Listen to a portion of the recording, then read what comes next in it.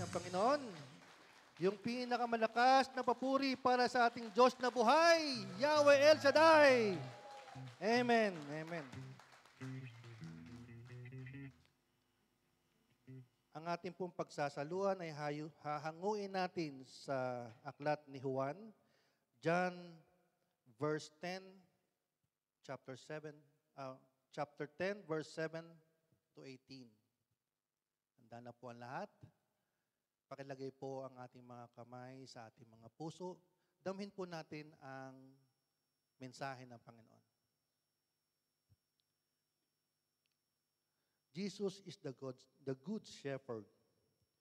Therefore, Jesus said again, "Very truly I tell you, I am the gate for the sheep. All who have come before me are thieves and robbers, but the sheep have not listened to them. I am the gate. Whoever enters through me will be saved. They will come in and go out and find pasture. The thief comes only to steal and kill and destroy. I have come that they may have life and have it to the full. I am the good shepherd. The good shepherd lays down his life for the sheep. The hired hand is not the shepherd and does not own the sheep. So when he sees the wolf coming, he abandons the sheep and runs away. Then the wolf attacks the flock and scatters it. The man runs away because he is a hired hand and cares nothing for the sheep. I am the good shepherd. I know my sheep, and my sheep know me. Just as the Father knows me, and I know the Father, and I lay down my life for the sheep. I have other sheep that are not of this sheep pen. I must bring them also. They too will listen to my voice, and there shall be one flock and one shepherd. The reason my Father loves me is that I lay down my life only to take it up again. No one takes it from me, but I lay it down of my own accord. I have authority to lay it down and authority to take it up again. This command I received from my Father." Praise be to God. Sa Tagalog po, kaya't muling sinabi ni Jesus, "Pakatandaan ninyo, ako ang pintuang dinaraanan ng mga tupa. Ang mga nauna sa akin ay mga magnanakaw, mga tulisan. Ngunit hindi sila pinakikinggan ng mga tupa. Ako ang pintuan. Ang sino mang pumapasok sa pamamagitan ko'y maliligtas. Papasok siya't lalabas at makakatagpo ng pastulan. Dumarating ang magnanakaw para lamang magnakaw, pumatay at manira. Naparito ako upang ang mga tupa ay magkaroon ng buhay, buhay na masaganang lubos. Ako ang mabuting pastol. Inialay na mabuting pastol ang kanyang buhay para sa mga tupa. Ang upahan ay tumatakas kapag dumarating ang asong gubat. Iniiwan niya ang mga tupa, palibhas ay hindi sa pastol at hindi sa kanya ang mga ito. Kaya't sinusunggaban ng asong gubat ang mga ito at binubulabog. Tumatakas siya, palibhas ay upahan lamang at walang malasakit sa mga tupa. Ako nga ang mabuting pastol. Kung paano kilala ako ng Ama at siya'y kilala ko, gayon din naman, kilala ko ang aking mga tupa at ako na may kilala nila. At inialay ko ang aking buhay para sa aking mga tupa. Mayroon akong iba pang mga tupa na wala sa mga kulungan ito. Kinakailangan sila ipasok ko rin at papakinggan nila ang aking tinig. Sa gayon, magkakaroon ng isang kawan na may isang pastol. Dahil dito'y minamahal ako ng Ama sapagkat inaalay ko ang aking buhay upang ito'y kunin kong muli. Walang makakakuha ng aking buhay, kusa ko itong ibinibigay. Mayroon akong kapangyarihang ibigay ito at mayroon akong kapangyarihang kunin ito. Ang utos ng ito'y tinanggap ko mula sa aking Ama. Mga kapatid, ang mabuting balita ng kaligtasan, ako,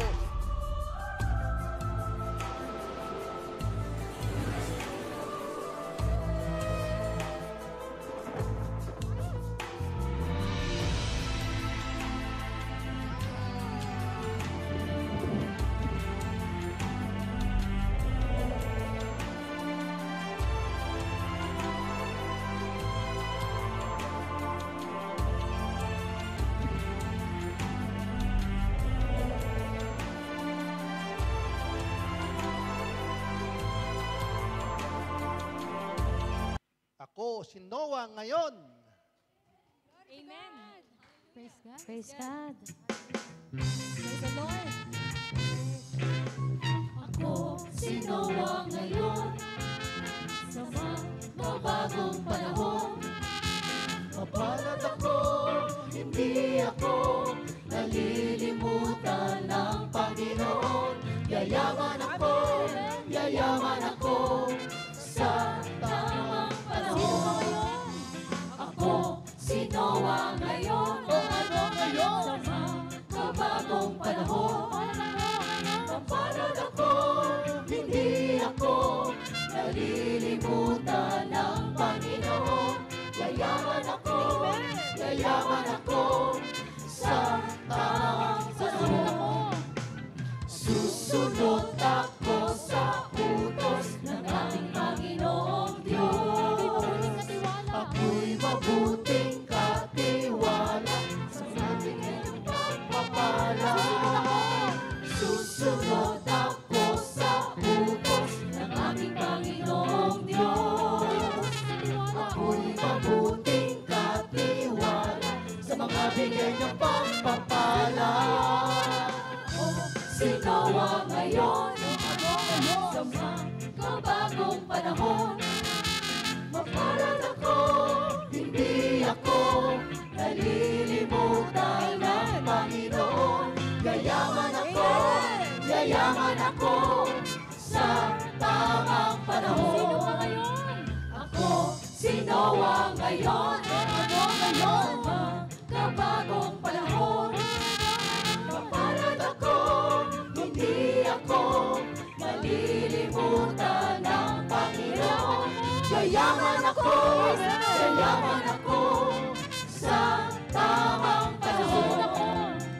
Susunod ako sa utos ng ating Panginoong Diyos.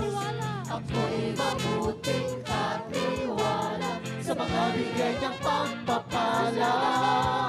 Susunod ako sa utos ng ating Panginoong Diyos. Ako'y mabuting katiwala sa mga bigay niyang pagpapala. Ako si Noah ngayon, sa mabagong panahon. Mapalad ako, hindi ako nalilimutan ng Panginoon. Yayaman ako sa tamang panahon. Ako si Noah ngayon, sa mabagong panahon. Mapalad ako, hindi ako nalilimutan ng Panginoon. Yayaman ako sa tamang panahon. Roll over the ocean, roll over the sea, roll over the water, think of unity. Roll over the ocean, roll over the sea, going through the water, think of unity.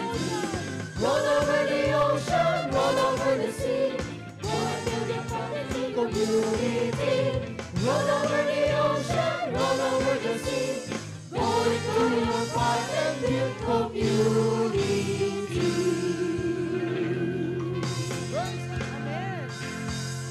Purihin natin ang Panginoon. Sabi sa kanta, mapalad ako. Isigaw nyo nga, mapalad ako. Mapalad ako. Ang isa pa sabi doon, yayaman ako. Yayaman ako. Mayaman. ang sabi ng ating punong lingkod, no, kung ano man yung bibitiwan ng ating mga labi, mangyayari yon sa atin lahat. Amen? Purihin natin ang Panginoon. Upo na lang tayo. Yan. Ang tema po ng pag-uusapan natin ngayon ay healing message. No. Ang tawag ka segment na to sa gawain natin, healing message.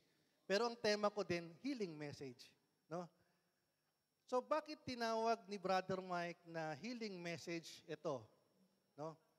Siguro, hindi ko alam ang history, pero sa palagay ko, dahil lang sa history ng gawain ito, nagsimula si Brother Mike, ang pagtawag sa kanya sa heart center.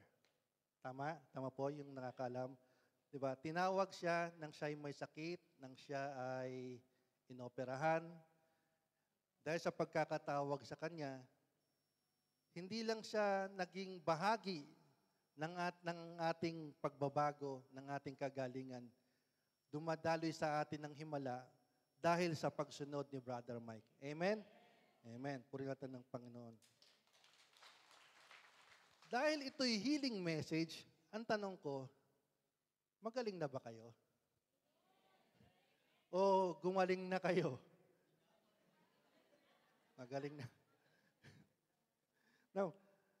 Kasi di ba, healing message, supposedly, kung ano man yung ating wound sa ating puso, meron man tayong hinanakit, meron man tayong karamdaman, meron man tayong mga bagay na confuse sa ating buhay, supposedly, pag sinabing healing message, dapat nagbibigay ito sa atin ng healing. Di po ba? Now, tingnan natin yung kwento ng ating kinanta, si Noah. No? Si Noah, tulad natin, ay ordinaryong tao lang din. No? So, sabi ni Lord, Noah, halika. Diba? May papagawa ako sa'yo. Okay, di si Noah, sumunod. No? Sabi, gumawa ka ng arko. Since hindi pa nakakaranas ng baha, ng ulan, ng panahon na yon, ang tanong ni Noah, ano yun? Di ba? So parang, hindi ko alam kung ano yung inuutos sa akin ni Lord. So ang tanong ni Noah is, ano yun, Lord? Sabi ni Lord, i-google mo na lang. Hindi, wala pang Google noon. Wala pang ChatGPT. Kaya, so, sabi ni Noah, sige, susunod ako. Pero sabihin mo sa akin kung ano yung detalye. No? So, sinabi ni Lord yung mga detalye, kung gaano kahaba, kung ano yung mga gagamitin sa arko. So, sa dami nun, walang panulat si Noah. So, sabi ni Noah, Lord, i-record mo na lang. Ang dami niyan, hindi ko alam yan eh. O, wala naman dito ng bill of material na susulatan eh. Di ba? Anyway, so, ang ginawa ni Lord, ni-record niya yun sa utak ni Noah. So, ibig sabihin, gumagawa si Noah, no, alam niya ang bawat detalye. At sabi sa account ng Genesis, ang paggawa ng arko ay tumagal ng almost 100 years. Kasi, nung una siyang tinawag, yung kanyang mga anak is 500 years na siya. At kailan lang umulan? Nung 600 years na siya. So, ang tagal nun, di ba? Imagine, araw-araw yun ang ginagawa mo. Araw-araw pinagtatawanan ka ng mga tao. Ano ba ginagawa mo dyan? Kung kalukuhan ang ginagawa mo. Di ba? So, lahat yun, every detail, alam niya. Kasi, itinatak ng Diyos sa kanyang puso, sa kanyang utak. May intervention na sa kanyang memory. No? So, natapos niya, 600 years, so iaakit na niya. Ang tanong, paano mo ngayon kakausapin yung mga hayop? Di ba?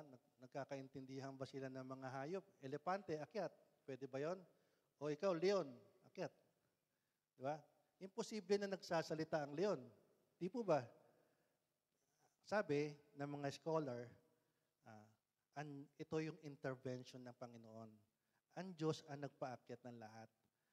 Malaking elepante, malaking giraffe, lahat.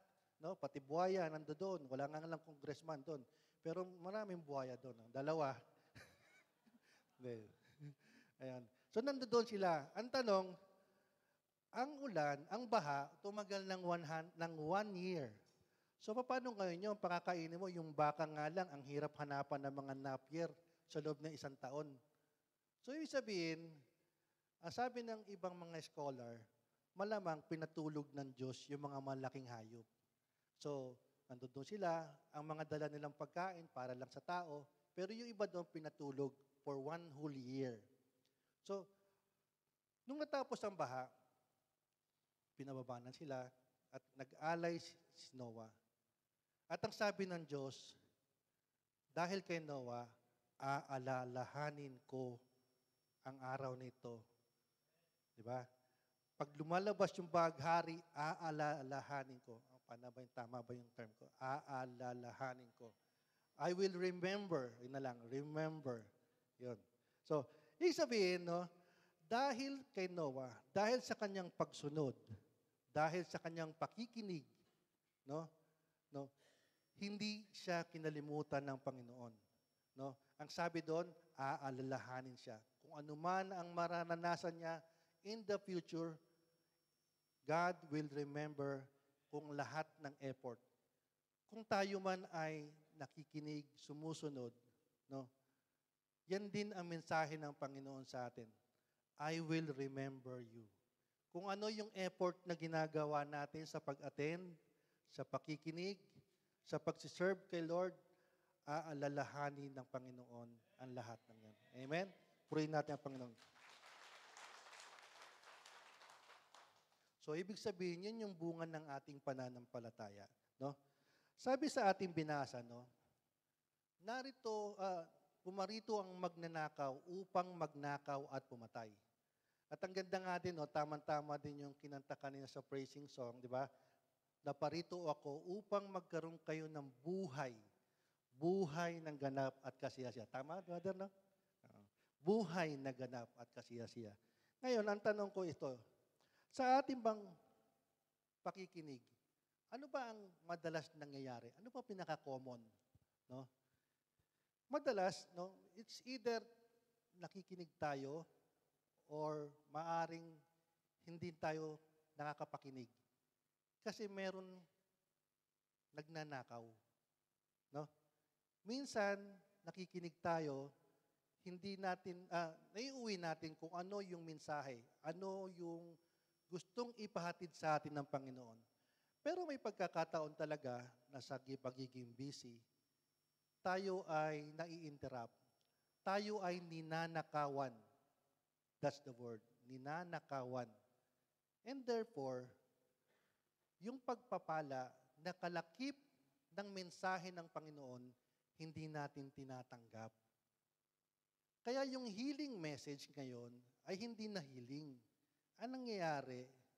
Tayo ay hindi gumagaling, tayo ay hindi natin na iuuwi yung pagpapala. Kasi sa bawat pagdalo natin, kinakatagpo tayo ng Panginoon. May mensahe ang Panginoon sa bawat isa sa atin. May kanya-kanya tayong pinagdadaanan, di po ba? May kanya-kanya tayong experience, may kanya-kanya tayong problema.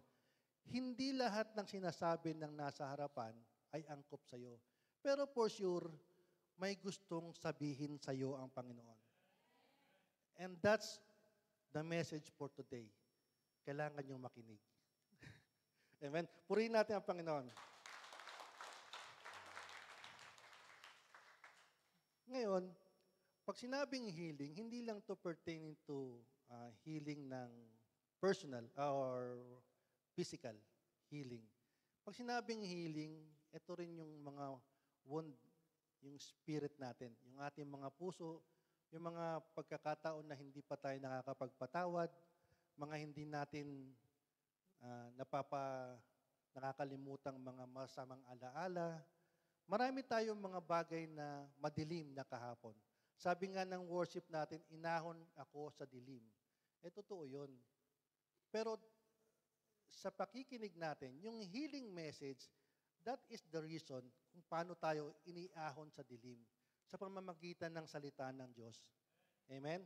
Kaya, ang tanong, yung healing message ngayon, kung mararanasan lang natin, kung papakinggan natin, katulad ni Noah, at isa sa buhay natin, susundin natin ang kanyang utos. Ang sabi ng doon, naparito ako upang ikay magkaroon ng buhay. Buhay na ganap at kasiyasida. Ibig sabihin, healing is to live well. Magkaroon ng meaning ang ating buhay. Hindi natin nasasayang ang ating buhay. Meron siyang meaning. Meron tayong purpose sa mundong ito. Now, meron po akong 3 hinanda. Paano ba natin mararanasan yung healing na yan? No? Meron pa akong hinanda na 3. No? Paano? Now, ito po yung word. Remember. Number 1, remember, today is the day the Lord has made. So kung ito ay ginawa ng Panginoon, ang araw na ito, anong dapat natin gawin? Celebrate. Di po ba? Celebrate the day. Araw-araw, mag-celebrate ka, maging masaya ka. Sabi nga sa Salmo, ito ang araw na ginawa ng Panginoon. Tayo'y magsaya at magalak. Ayun. O, tayo po'y magalak araw-araw. Kasi, ito ay ginawa ng Diyos para sa atin. Now, paano natin gagawin yung maging magalak? Una, focus on the blessing. Celebrate life. Sa umaga pa lang paggising mo, di ba? Thank you, Lord. Buhay pa ako. Maraming nagplano. May short term, medium term, may long term na plano, di ba? Gagawin ko pag ganyan, mauwi ako ng Pilipinas, tapos magtutur ako, pero gabi pa lang namatay. Paano yun? Di ba? Sayang ang pagpaplano. I mean, di ba? It's a blessing. Paggising natin sa umaga, blessing yun. Di ba? Amen. Pulig na ng Panginoon. Kung may trabaho ka ngayon, blessing yan. Ipagpasalamat mo po sa Panginoon. Bakit? Kasi minsan, di ba, katotohanan nito, minsan, Sunday na naman, kakapagod, trabaho na naman. Pero hindi ba natin alam na minsan, yung trabaho mong yan, maraming tao, pinapangarap lang yan. Halimbawa, teacher. Ma'am, a teacher. Diba? Yung iba, sabi, nakakapagod magturo. Pero yung iba, hindi nga nakakapasa ng board exam eh. Paano yun, di ba? Kahit na lang sa mga, sabihin natin na hindi malaki, kahit sa bahay na lang, domestic. Minsan, minamaliit natin yung trabaho natin. Pero hindi mo ba alam sa Pilipinas, nakapila yung mga kababayan natin sa agency, hindi matanggap, nagbebenta ng kalabaw, minsan, na-scam pa, tapos hindi naman nakakarating sa patutunguhan.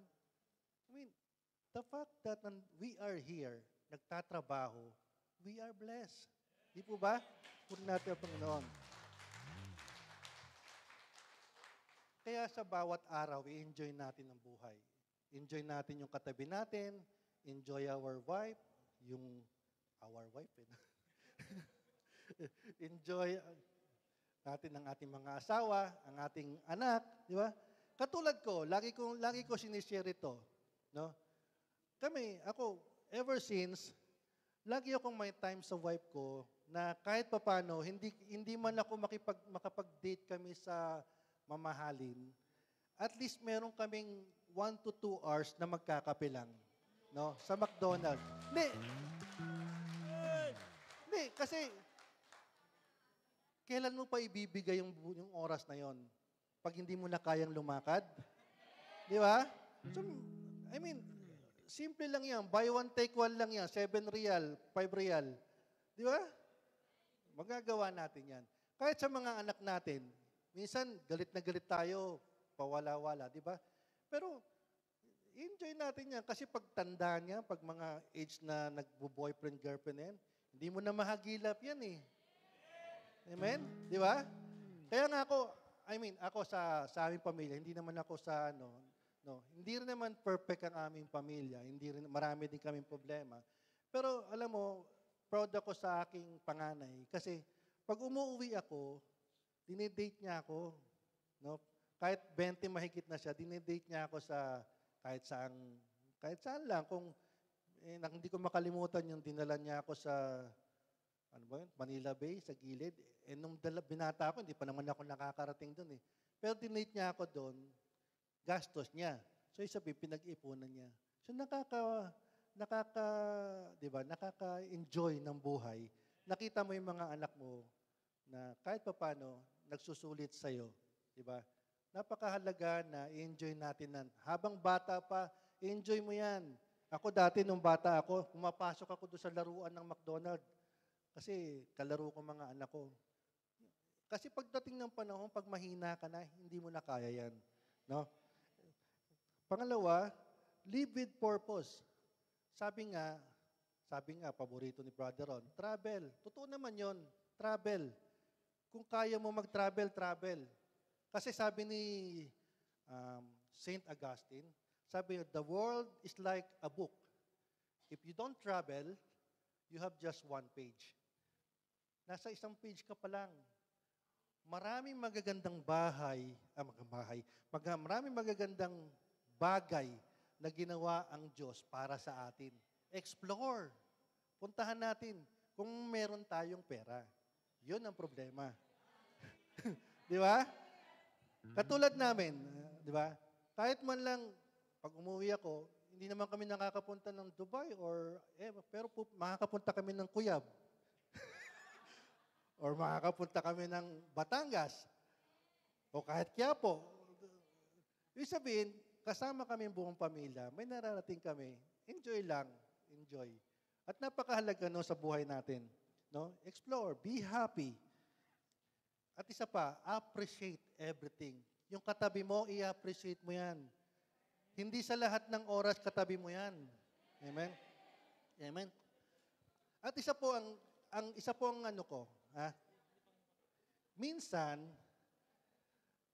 dapat i-allow natin yung ating kapwa na i-correct tayo.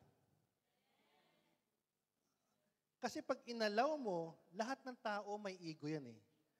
Pag hindi mo inalaw ang isang tao na binibigyan mo siya ng permiso para i-correct ka, magagalit ka.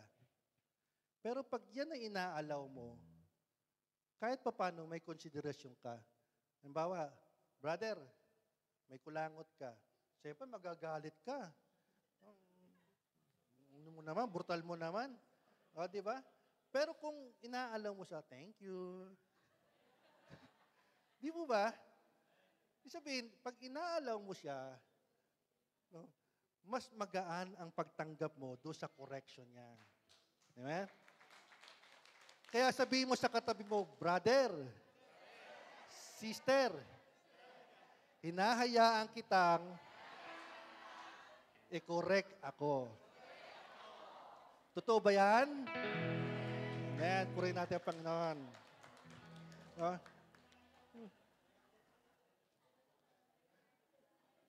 Yan. Tama po yun. No? Lahat ng tao sa paligid natin, i-appreciate natin. Hindi man tayo magkakakilala o magkakaibigan ng magkadikit, pero, alam mo, ngayon lang yan eh. Pagdating ng panahon, hindi naman tayo magkikita-kita eh. Kailan pa tayo mag-i-enjoy? Di po ba? Minsan, di ba, i-appreciate mo na yung tao lumalapit sa iyo nang hihingi ng advice. At appreciate natin yun. Bakit? Kasi ibig sabihin, tinitignan kanya na meron siyang may i-advise sa iyo. Di ba? Humihingi ng tulong, ibig sabihin nakikita niya na pwede kang tumulong. Di ba? So, napakagandang maging mentalidad natin na i-appreciate natin ang mga tao. Naalala ko nga po, nung ako'y nag-birthday ako dati, nandito na rin ako sa Qatar, and talagang wala kaming budget na pera para sa birthday ko. So, okay lang. And then, yung mga anak ko, nakipag-usap yata kay Nanay Upeng. Nanay ni Brother Ron na nandito pa. So, pag-gising ko, meron na pala silang nilutong puding na malaki, hinulma sa malaking kaldero na ganyang puding. Tapos, nilagyan ng malaking kandila. Pampatay yata yung kandilang yun. Yun ang pinablow sa akin. Alam nyo, na-appreciate ko po yung mga anak ko tsaka si Nanay Uping. Kasi, di ba, alam nila na hindi kami gagastos, hindi kami lalabas, pero nag-effort sila para mag-blow man lang ako ng kandila kahit na pampatay, di ba? So, napakahalaga nun. And even kahit anong mangyari sa atin, success or failure, lahat yan pwede natin i-appreciate. Bakit? Kasi kung success yan ay bigay sa iyo ng Diyos. Kung failure yan, may matututunan kang ibinabahagi sa iyo ang Panginoon. Amen? Purihin ang Panginoon. Sabi nga sa Philippians 4:6-7, do not be anxious about anything and everything, but by prayer and petition, present your prayer to God. So, sa lahat ng bagay, kapag malungkot tayo, kapag may pinagdadaanan tayo, ibigay lang natin sa Panginoon. Bakit? Ang sabi doon, no? And the peace of God will transcend all your understanding, will guard your heart and mind through Christ Jesus. Kaya nga tama-tama yung sinabi ni Brother Job kanina na, ang peace, ang kapayapaan na kay Kristo. Kapag sinusuko natin lahat ng mabibigat sa puso natin, i-guard ng guard. Ano ba guard sa Tagalog? Babantayan ng Diyos ang puso mo para magtiwala ka sa Kanya at tamuhin mo ang kapayapaan yan. Amen? Amen. No? So, sabi nga, if God trusts you with stress, kapag stress ka na, napagkatiwalaan ka ng Panginoon. No? If God trusts you with stress, He will entrust you with success. Sa bawat stress, may kapalit na success. Amen? Kaya nga, yan ang napakasarap sa Panginoon. No? Dahil laging may himala. Malayang-malaya ang Diyos na gumawa ng himala. Thank you, Lord. Praise Hallelujah! Hallelujah. Praise the Lord. Sino mga malaya na? Praise God. Amen. Malaya, malaya, malaya, malaya. Malaya, malaya, malaya, malaya. Isang pa malaya. Malaya, malaya, malaya, malaya. Malaya, malaya, malaya, malaya. Ang Diyos sa buhay ko'y gumawa. Ang Diyos sa buhay ko'y gumawa. Naranasan ang kanyang himala. Sa sakit at karamdaman ako'y pinalaya. Ang kasalanan at kalungkutan at kalungkutan ay pinawi na ng lubos. Kapangyarihan ng Diyos ay aking naranasan. Malaya! Malaya! Malayang, malayang, malaya! Oh, malaya! Malaya! Malayang, malayang, malaya! Isang pa, malaya! Malaya! Malayang, malayang, malaya! Malaya! Malayang, malayang, malaya! Ang Diyos sa buhay ko'y gumawa. Ang Diyos sa buhay ko'y gumawa. Naranasan ang kanyang himala. Sa sakit at karamdaman ako'y pinalaya. Ang kasalanan at kalungkutan at kalungkutan ay pinawi na ng lubusan. Kapangyarihan ng Diyos ay aking naranasan. Malayang sumigaw! Malayang sumigaw! Malayang sumayaw! Malayang lumundag! Malayang lumundag! Malayang lumipad! Malayang lumipad! Malayang sumigaw! Malayang sumigaw! Malayang sumayaw! Kapangyarihan ng Diyos ay aking naranasan. Kapangyarihan ng Diyos ay aking naranasan. Kapangyarihan ng Diyos aking naranasan. Hallelujah! Purihin natin ang Panginoon. Purihin ang Diyos na buhay. Hallelujah. O, upo ulit tayo, upo tayo. 1/4 pa lang.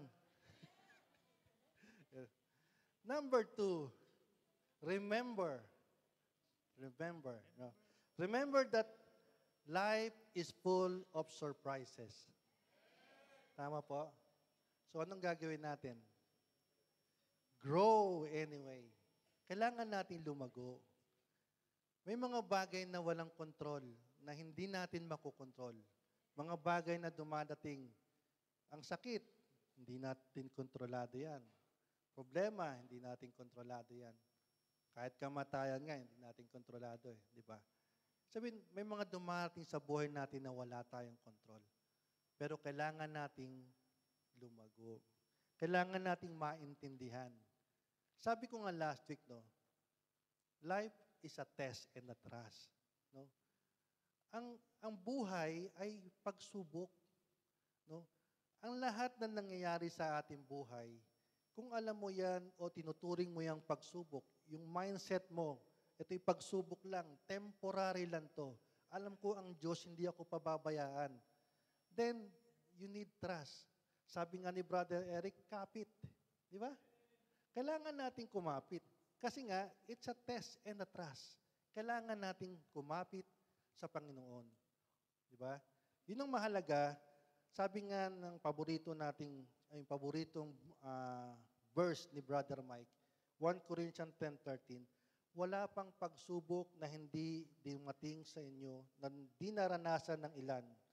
Tapat ang Diyos at hindi niya ipahihintulot na kayo'y subukin ng higit sa makakaya. Tapat ang Diyos. Hindi na tayo pababayaan kahit kailan. Kaya tayo ay kumakapit sa Panginoon. Now, naalala ko po, no, nung ako po ay nakaranas din ng ganito. No, 2010, nung ako po yung unang nagkatrabaho sa, ako po ay natanggap online. And then, nakipag-meet ako sa Briton, sa isang hotel. At nung ako yung nagkatrabaho, inassign ako sa MOI. And then, nung unang first 2 weeks, okay pa. The remaining, para na ako nasa impyerno. Kasi yung araw-araw na binubuli ka, no? Araw-araw, hinahanapan ka ng mali. So, okay, natanggap ko yon, no? Tumagal ng 6 na buwan. Nung hindi na ako mahanapan ng mali, ginagawa na talaga ako ng mali. Tumagal pa na tumagal, hindi lang ako yung talagang hindi na talaga siya gumagawa ng mali, sinasabotahin na ako. Dumating sa point na lahat ng trabaho namin doon, sinisira niya. Sinisira niya sadya. And then, naranasan pa namin yun, kasama ko yung isang Briton, no? Sinisigawan kami ng mga colonel, mga officer, na bakit hindi nyo mapagana? Dalawa pa kayo. Talagang ang lakas na sigaw. Yung kasama kong Briton, hindi siguro sanay kasi matanda na, tsaka manager yun general manager namin. Talagang sinisigawan din siya at talagang wala kami magawa.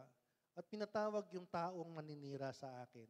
Tapos, in just 5 minutes, naayos niya. Ibig sabihin, meron siyang ginawa.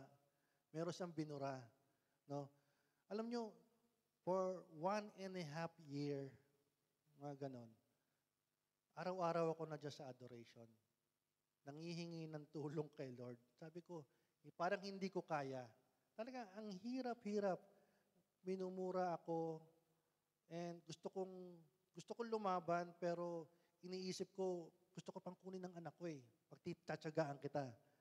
Tapos minsan talaga gusto mo nang pumatay. Talagang sobra-sobra na talagang ginawa sa akin.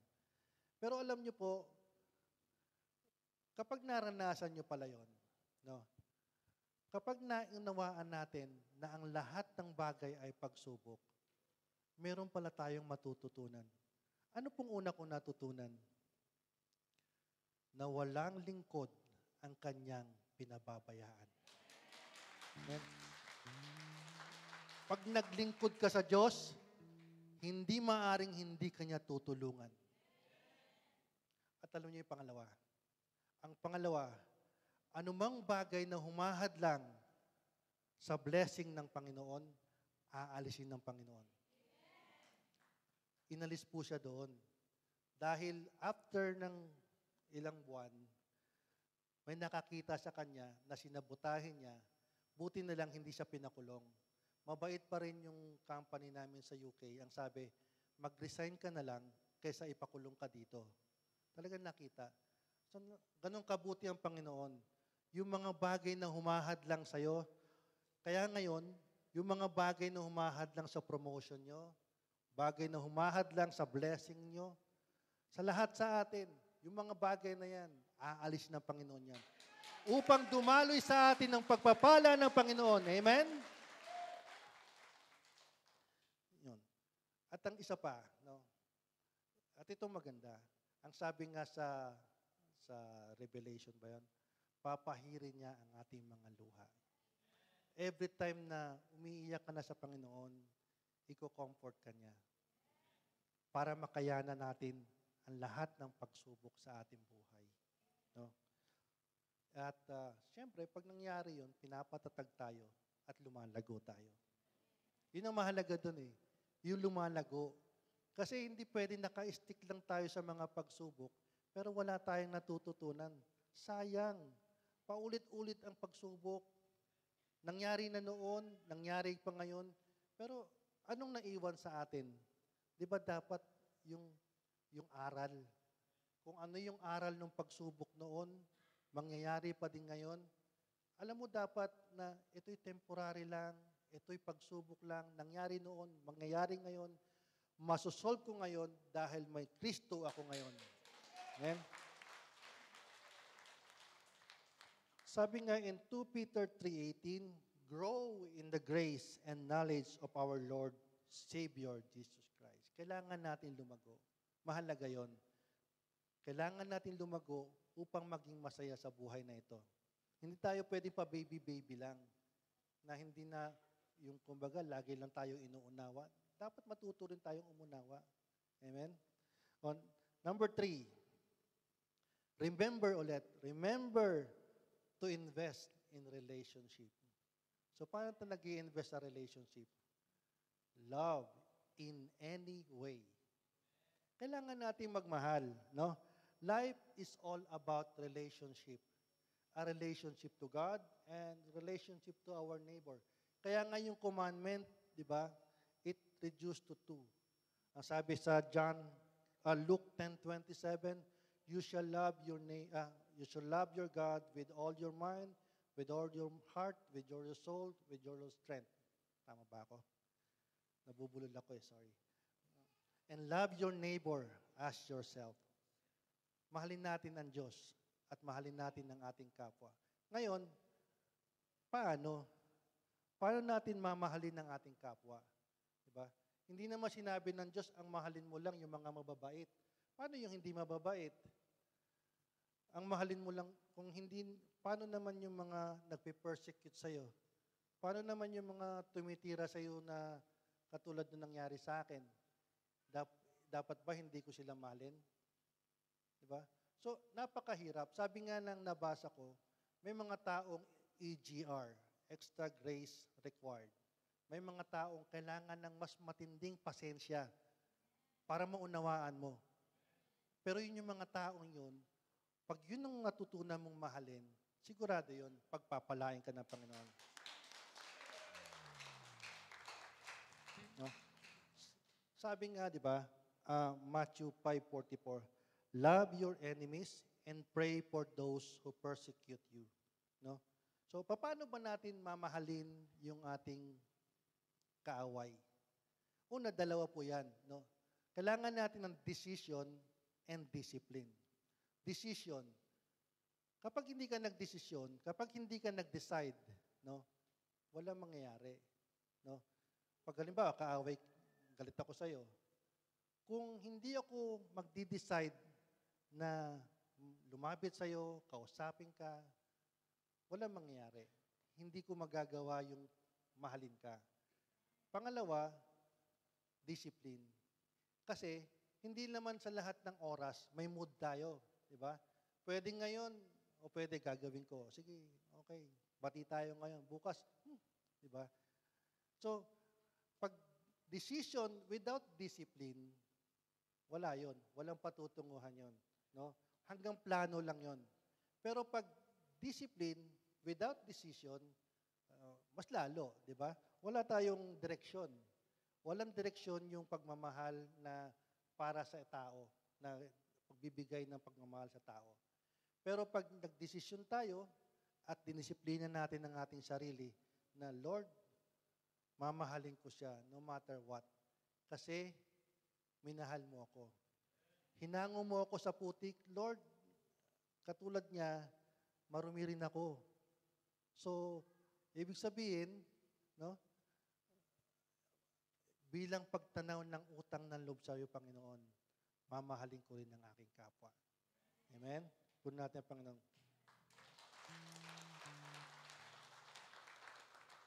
Sabi nga in 2 Corinthians 6:2, no, kapag nagmahal tayo, in the time of favor, I heard you, and in the day of salvation, I help you. I tell you, now is the time of favor. Today is the time of favor. Ngayon, ang araw na to, we are highly favored. Hilingin mo na kung anong gusto mong hilingin sa Panginoon. Yung prayer request mong yan, angkinin mo na. Tsak yun, darating. Amen? Palakpakan po ang Panginoon. Naalala ko po yung pag sinabing pagmamahal, naalala ko yung tatay ko. Kaya sinama ko sa kwento, tatay ko. No? Yung tatay ko, nung bata ako, ang tawag sa kanya is Simang. Ewan ko, Bisaya eh. Pero Simang, parang Simang. Kasi laging nakasimangot, laging galit. Simang. No? So, hanggang nag-teenager ako, hindi man lang kami nagkasamang magsimba at talagang dedicated sa trabaho. Trabaho lang siyang trabaho.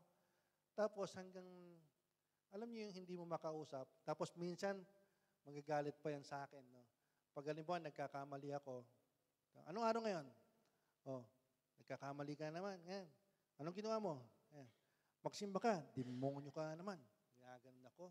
So, totoo pala yun. No? Pag yung anak mo, may sinasabi kang masakit, hindi mo pala makakalimutan yun. Kaya mag-iingat po tayo mga tatay, mga nanay, no? Pag nagsalita tayo sa anak natin ng masakit, hanggang pagtanda niyan, hindi mo may makakalimutan. Hindi yan makakalimutan ng mga anak natin. No? So, hindi ko siya makalimutan. And then, dumating ang panahon na nirecruit ako sa isang charismatic renewal, Mater Dei community. Catholic din yon. And then gusto ko sanang isama yung tatay tsaka nanay ko doon kasi marriage encounter naman yan. Pero tinanggihan ako. No. Sumunod, ilang panahong pa nakalipas, ilang taon, ang nag-invite sa kanya yung bunso namin. No. Nung in-invite siya ng bunso namin, narinig ko nanay ko, gumaganon-ganon nanay ko. Yung pala kasi tumatanggi ang tatay ko. Pero dahil ang nanay ko, gumaganon, napapayag. So, umatin sila.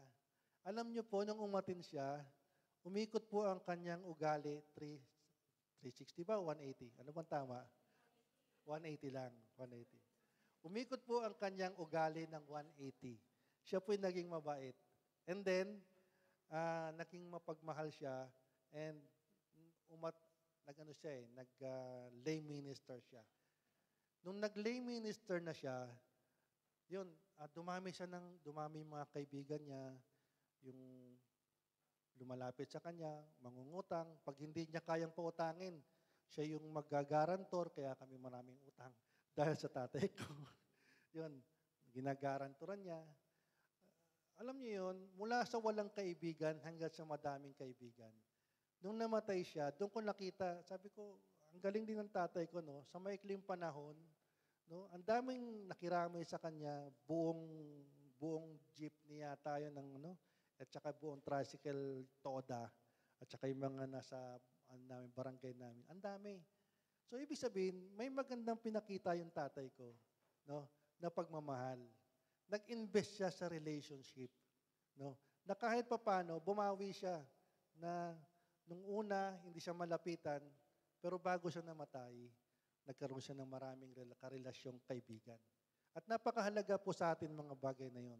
Kasi pagdating natin sa langit, itatanong sa atin, ano ang status mo sa iyong kapwa? Paano ka nakipagrelasyon? Paano ka nagmahal? Gaanong pagmamahal ang ibinigay mo sa iyong kapwa? Amen? Purihin po natin ang Panginoon.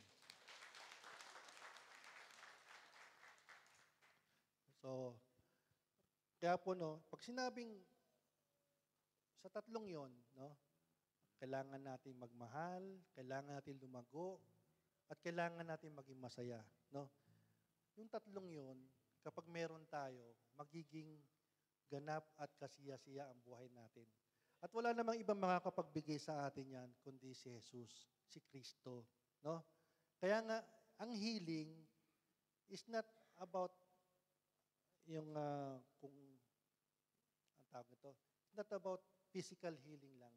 It's all about repentance. When I say repentance, di ba? Lahat, sabi ko nga last Tuesday, ang objective, ang purpose ng preaching is repentance. Walang ibang purpose ang preaching. Si Noah, si Jonah ay nag-preach sa Ninive for repentance. No? To repent yung taga Ninive. Ganon din si John the Baptist. No? So, ibig sabihin, healing is all about repentance. Repentance, hindi lang sa ibig sabihin na tayo'y nagbabago. Repentance is a change of heart. Binabago natin ang ating puso. Ibig sabihin, habang tayo'y nakikinig, nagiging mabait tayo, nagbabago ang ating pananaw, mas lalo tayong nagiging katulad ni Kristo. Yun yung healing. Na kapag tinanggap natin si Kristo, nagiging kahawig tayo ni Kristo by heart. Amen? Purihin natin ang Panginoon. No?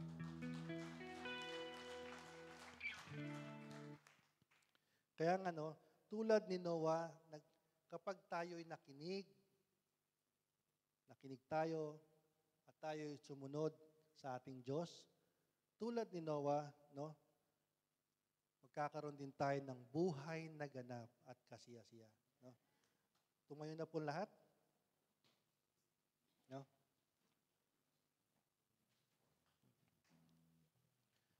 Okay. Tayong lahat po ay sa healing message, kinakatagpo ng Panginoon. No doubt po. Lahat tayo kinakatagpo ng Panginoon. Nasa atin kung paano natin tinatanggap ang Diyos.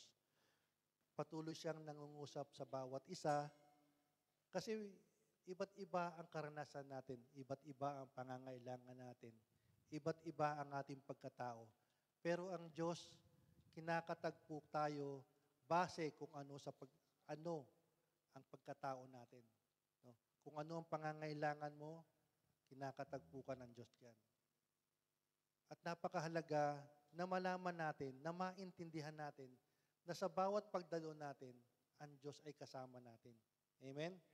Kaya nga, yun, kami katagpuin.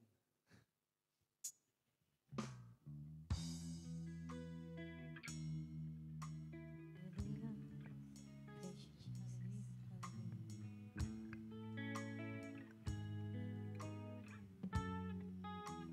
narito kami. Narito kami, nagpapakumbaba, sumasamba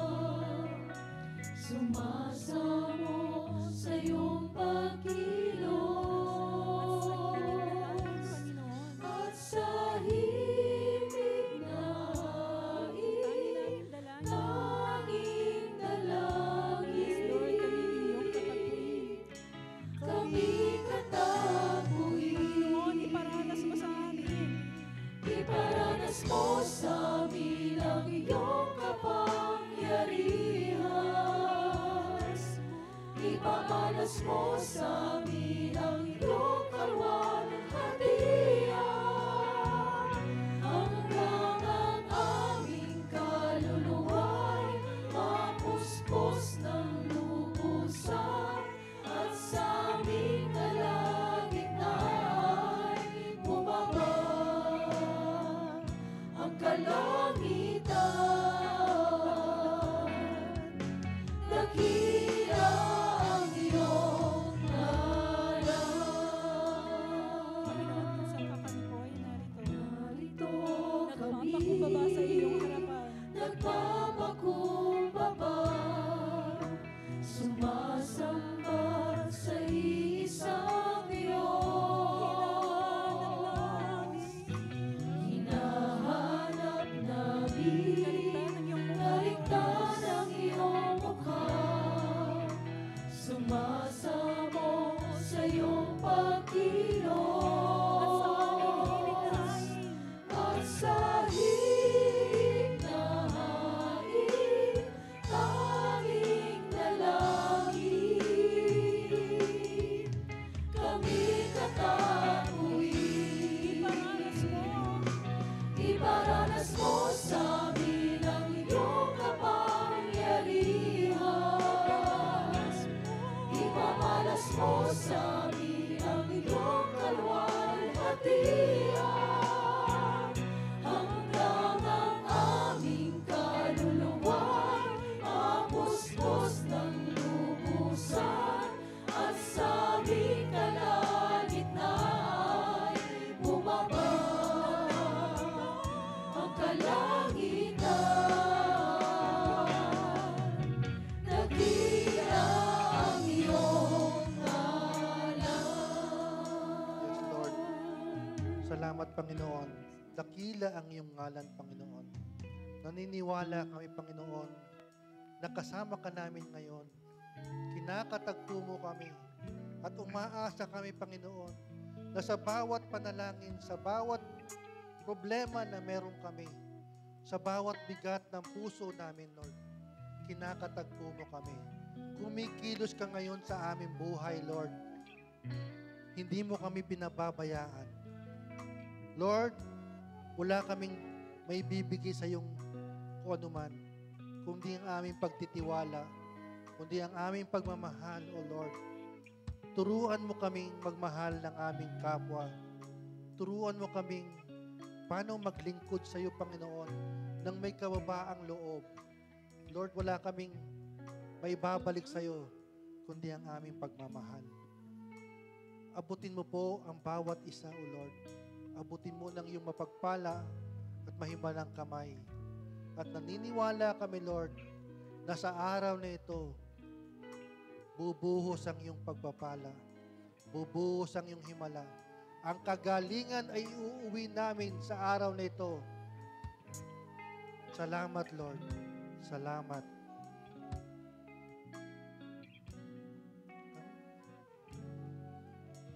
Dakila ang iyong ngalan, Lord.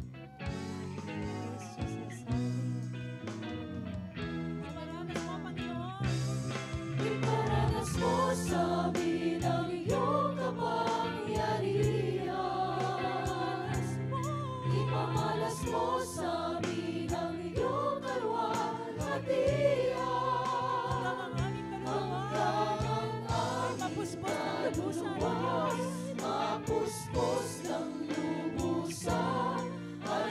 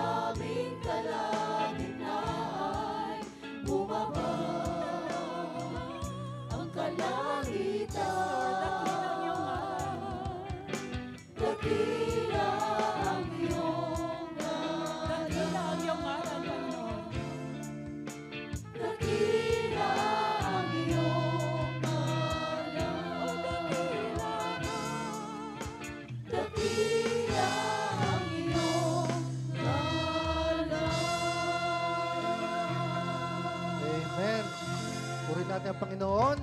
Purihin natin ang Diyos.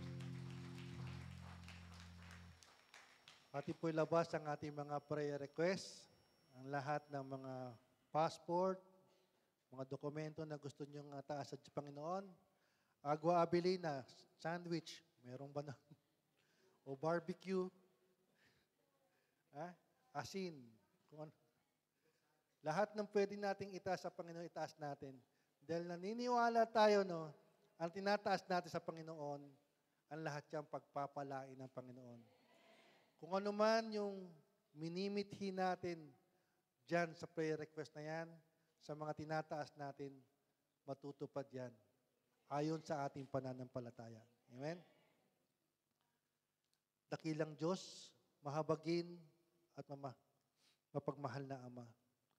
Lord, nagpapasalamat kami sa araw nito sa pinagkaloob mo sa aming pagkakataon upang ikaysambahin. Lord, kalakip nito, tinataas namin sa inyo ang aming mga prayer request. Lahat ng bagay na minimithi ng aming mga puso. Ang lahat ng mga tinataas namin tubig, dokumento, ang aming bag, punuin mo, Panginoon.